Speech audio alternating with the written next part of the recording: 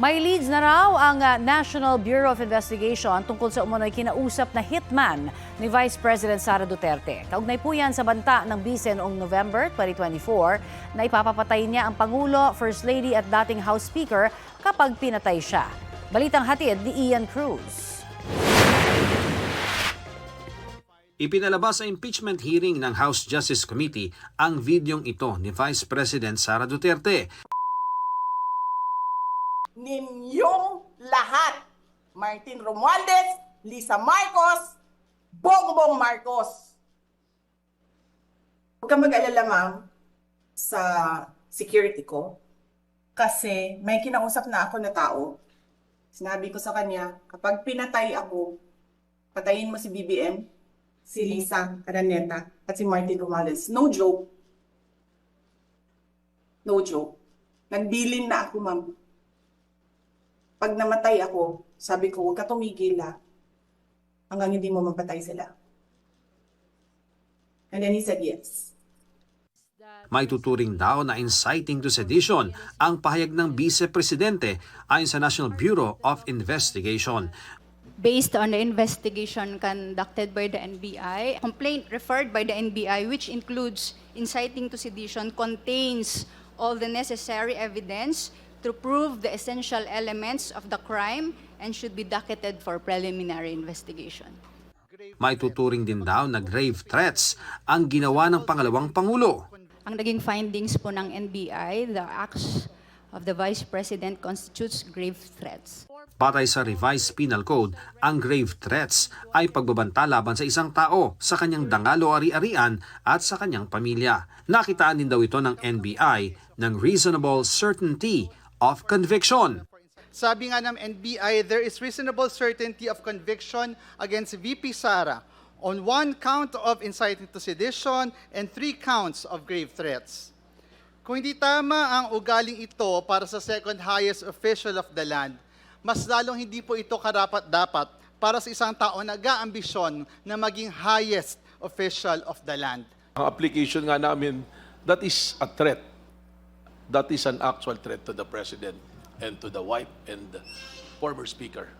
Kinumpirma rin ng isang opisyal ng NBI na base sa kanilang pag-iimbestiga, may kinausap ng hitman si Vice President Duterte. We have leads already. We have some personalities that we are nagsusurveillance at sinusundan po namin.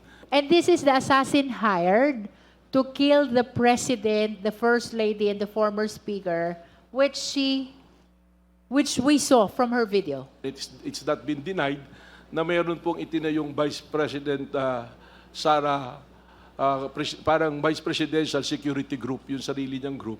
So, yun na lang, in general, we're looking on those individuals in the close associates of the Vice President. May kontrang manifestation naman si Representative Paulo Marcoleta. I have a copy of a more complete video. And I can say that the video was spliced and edited out. Meron pong mga tanong doon that led to the Vice President's response. Kasama rin daw sa iniimbestigahan ng NBI ang iba pang pahayag ng Vice Presidente, maging ni Davao City Mayor Baste Duterte. Just recently, I think first week of April, there was a rally in Club Filipino when they launched the Rage. Even the name, you'll see it, Rage. Wherein the Mayor Baste Duterte made reference to kuhain yung ulo ng Pangulong Marcos. And we've noticed a pattern na paulit-ulit, laging sinasabi, kuhain yung ulo. At dahil daw sa iba pang banta sa Pangulo, naglunsad ng task force ang NBI para imbestigahan ang lahat ng ito. Tinalakay rin sa pagdinig ng selyadong kahon na naglalaman ng tax records ng bise at kanyang asawa na isinumite sa komite ng Bureau of Internal Revenue. Pinagbotohan kung bubuksan ito, pero sa huli, The motion to open the box is hereby denied. So ruled.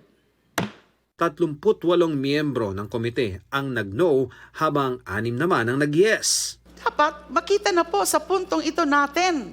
Kasi tayo yung magiging prosecutors later. Dapat pong mabuksan ang box na yan Dahil pag hindi nabuksan yan, parang tayo ang gumawa ng betrayal of public trust. Hindi po ito usapin ng pagdududa lamang. Ito po ay usapin ng pagtitiyak. Sapagkat ang katotohanan, Madam Chair, kapag may sabat na batayan, ay dapat hindi kinakatakutan, ito ay nilalahad. Pero giit na mga ayaw pabuksan ang kahon, kahit may kapangyarihan man ang komite na gawin ito, kailangan pa raw ba? The crucial question is, kailangan ba natin buksan? Para sa akin ay nandyan na ang ebidensya, sapat na yan para makapagdetermina na tayo kahit hindi natin bubuksan yung kahon na yan. Keep it sealed right now. Hayaan natin ang Senado ang magbukas nito bilang bahagi ng impeachment trial para buksan ang katotohanan sa tamang panahon ng paglilitis. May nagsabi ring magpreno muna, baka gamitin ulit ito laban sa kanila.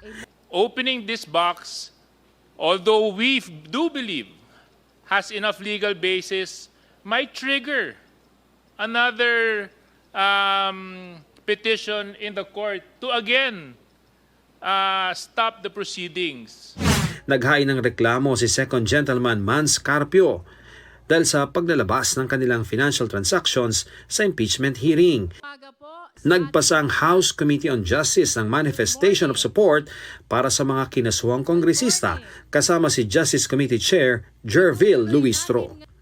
Magreklamo na sila hanggat gusto nila. Ngunit hindi nito mababago ang isang simpleng katotohanan. Ang konstitusyon ang pinakamataas na batas. At ayon sa konstitusyon, lahat ng opisyal ay dapat may pananagutan sa taong bayan sa lahat ng oras. Ian Cruz nagbabalita para sa GMA News. Is the embodiment